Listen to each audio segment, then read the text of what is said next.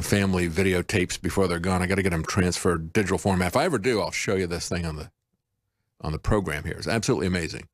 It was the Gaia theory, again, being propagandized to the kids in the Children's Museum in London. And they were talking about how Gaia is Mother Earth. And Gaia is this living, conscious, sentient organism. And that's where these idiots in Hollywood, like Jennifer Lawrence, get this idea. You know, wasn't it Darren Aronofsky or something? I think it was her boyfriend at the time, a director. She's moved on, like Ilhan Omar. You know, they have this. I would say that they're serial monogamists, but in the case of Ilhan, that doesn't apply. She's a serial polygamist. I guess that just enhances her popularity with the Democrats, though. I mean, that's the next taboo to fall, polygamy. So let's embrace Ilhan, and including her financial allegations there as well, misappropriation of campaign funds. No problem with that either. But anyway, getting back to this, the movie that was done with Jennifer Lawrence, an incredibly bad movie from the people who paid money to see it. And I think they called it Mother with an exclamation mark, because if you've got something that's incredibly dull and boring like Jeb Bush, you put an exclamation mark after it. And so they did that with their movie. Again, this whole idea that Mother Earth, you know, it's not nice to fool Mother Nature. Remember those commercials? What was that, margarine or something? Anyway, it's not nice to fool Mother Nature. Mother Nature is this living organism, and it goes back to some Greek goddess named Gaia or whatever. And so he projected all of that, this whole idea that the earth is this feeling organism. And you hear this from time to time, these crazy people in Hollywood, the supporters of Marianne Williamson. Oh, the earth is angry at us and sending hurricanes at us because of global warming and everything. They really believe this stuff. They really believe the Gaia theory. And he's still out there doing it. And so, yeah, that's something that he still pushes. But one thing that he doesn't push anymore, and they don't mention in this NBC story, saying, well, you know, cyborgs are going to replace us and everything. You know, yeah, he has projected onto inanimate objects. He is anthropomorphized in the past.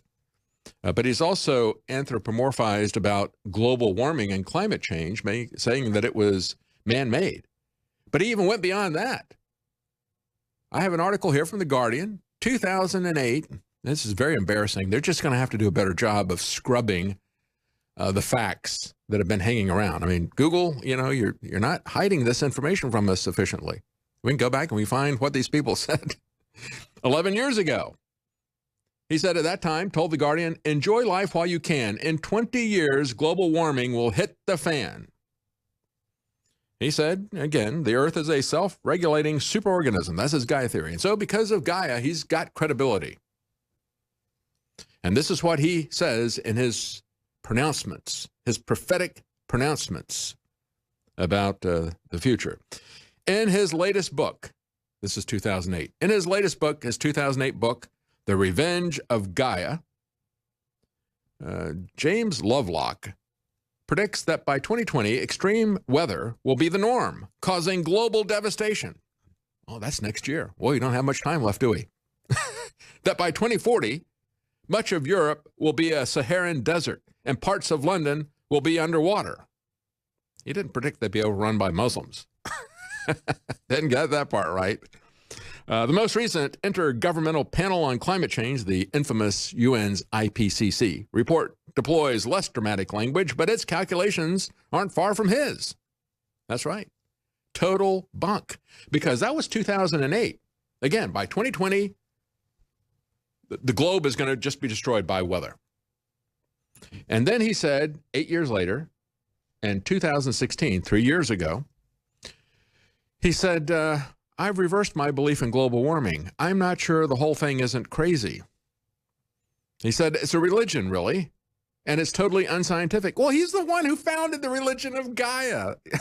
It's an environmental religion. He better go to Hollywood and explain this to Jennifer Lawrence and all these other Hollywood celebrities talking about how all these hurricanes and everything are Mother Nature being mad at us. That is a religion. It absolutely is a religion. It's a religion where you pay for your sins. They call it carbon taxes. As a matter of fact, let's go to Mitt Romney. Guys, can you grab video clip number 10? Mitt Romney is now on board with this religion of climate change, and he wants you to pay for your sins. He wants you to pay for carbon taxes. Let's run that, Mitt Romney. You guys got that? Okay, go with it. 10. One of the ideas that may have some merit to consider, at least, is one that I'm looking at, because there's a lot of talk about it, and that's this carbon dividend, carbon tax, carbon dividend. I don't know whether you've heard about that. You probably have.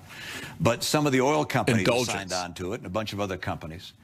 And the idea is this: charge the oil companies and the power companies and anybody who uses a lot or emits a lot of carbon, charge them a tax of roughly $50 a ton for the carbon they're emitting. He's got this worked out. And then take 90% of the proceeds and give it back to the consumers, because consumer prices would be affected by the fact that they're paying more in tax themselves.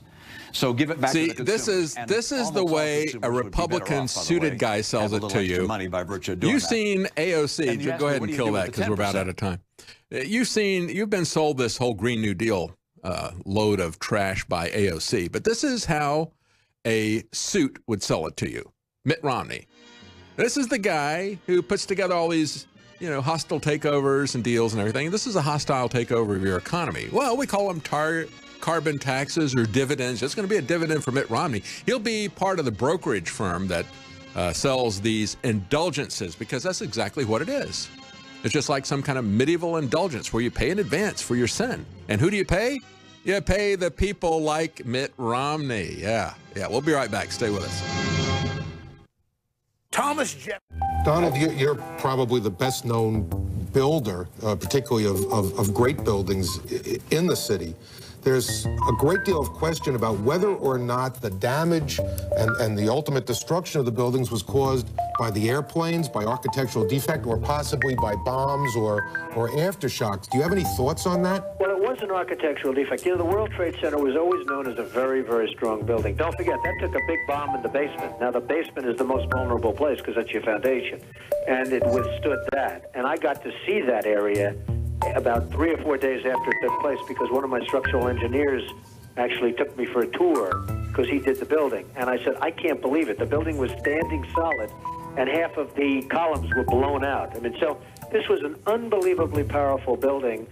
If you know anything about structure, it was one of the first buildings that was built from the outside. The steel, the reason the World Trade Center had such narrow windows is that in between all the windows, you had the steel on the outside. So you had the steel on the outside of the building. That's why when I first looked, and you had big, heavy I-beams, when I first looked at it, I couldn't believe it, because there was a hole in the steel. And this is steel that was, you remember the width of the windows in the World Trade Center, folks. I think if you were ever up there, they were quite narrow. And in between was this heavy steel. I said, how could a plane, even a 767 or 747 or whatever it might have been, how could it possibly go through the steel? I happen to think that they had not only a plane, but they had bombs that exploded almost simultaneously, because I just can't imagine anything being able to go through that wall. Most buildings are built with the steel is on the inside around the elevator shaft. This one was built from the outside, which is the strongest structure you can have. And it was almost just like a can of soup. Donald, we were looking at pictures all morning long of that plane coming into building number 2. And when you see that approach the far side, and then all of a sudden, within a matter of a millisecond, the explosion pops out the other side. Right. I just think that it was a plane with more than just fuel. I think, obviously, they were very big planes. They were going very rapidly, because I was also watching where the plane seemed to be not only going fast, it seemed to be coming down into the building. So it was getting the speed from going downhill, so to speak. It just seemed to me that to do that kind of destruction is even more than a big plane, because you're talking about taking out steel, the heaviest caliber steel that was used on a building. I mean, these buildings were rock solid. And, it's just an amazing thing. This country is different today, and it's going to be different than it ever was for many years to come. Very profound statement and very true.